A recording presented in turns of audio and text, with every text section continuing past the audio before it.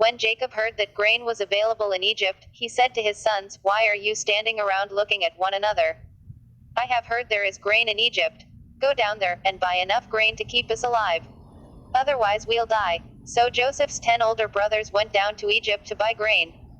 But Jacob wouldn't let Joseph's younger brother, Benjamin, go with them, for fear some harm might come to him. So Jacob's sons arrived in Egypt along with others to buy food, for the famine was in Canaan as well. Since Joseph was governor of all Egypt and in charge of selling grain to all the people, it was to him that his brothers came. When they arrived, they bowed before him with their faces to the ground. Joseph recognized his brothers instantly, but he pretended to be a stranger and spoke harshly to them. "Where are you from?" he demanded. "From the land of Canaan," they replied. "We have come to buy food." Although Joseph recognized his brothers, they didn't recognize him. And he remembered the dreams he'd had about them many years before. He said to them, "You are spies. You have come to see how vulnerable our land has become." "No, my lord," they exclaimed. "Your servants have simply come to buy food. We are all brothers, members of the same family. We are honest men, sir. We are not spies." "Yes, you are," Joseph insisted. "You have come to see how vulnerable our land has become." "Sir," they said, "there are actually 12 of us.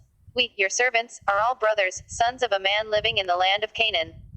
Our youngest brother is back there with our father right now, and one of our brothers is no longer with us." But Joseph insisted, "As I said, you are spies.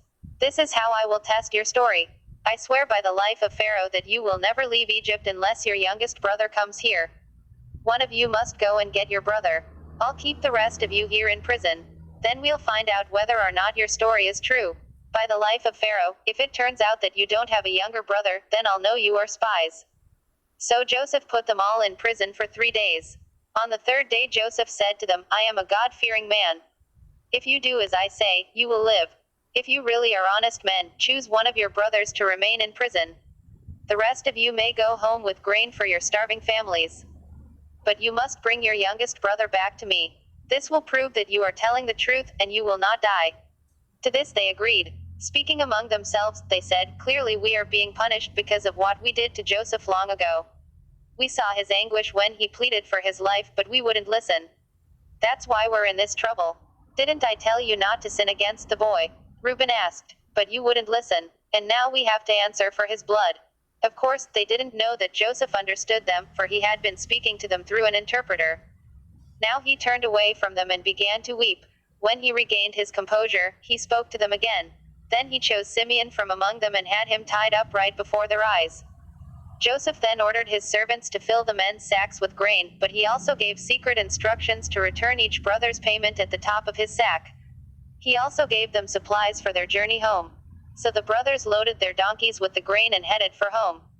But when they stopped for the night and one of them opened his sack to get grain for his donkey, he found his money in the top of his sack. "Look," he exclaimed to his brothers. "My money has been returned, it's here in my sack." Then their hearts sank. Trembling, they said to each other, "What has God done to us?" When the brothers came to their father, Jacob, in the land of Canaan, they told him everything that had happened to them. "The man who is governor of the land spoke very harshly to us," they told him. "He accused us of being spies scouting the land. But we said, 'We are honest men, not spies. We are 12 brothers, sons of one father. One brother is no longer with us, and the youngest is at home with our father in the land of Canaan.' Then the man who is governor of the land told us, 'This is how I will find out if you are honest men. Leave one of your brothers here with me, and take grain for your starving families and go on home. But you must bring your youngest brother back to me. Then I will know you are honest men and not spies. Then I will give you back your brother, and you may trade freely in the land.'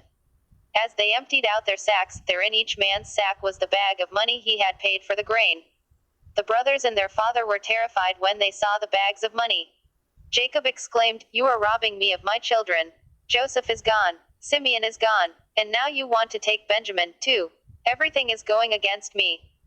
Then Reuben said to his father, 'You may kill my 2 sons if I don't bring Benjamin back to you. I'll be responsible for him, and I promise to bring him back.' But Jacob replied, 'My son will not go down with you. His brother Joseph is dead, and he is all I have left. If anything should happen to him on your journey, you would send this grieving, white-haired man to his grave.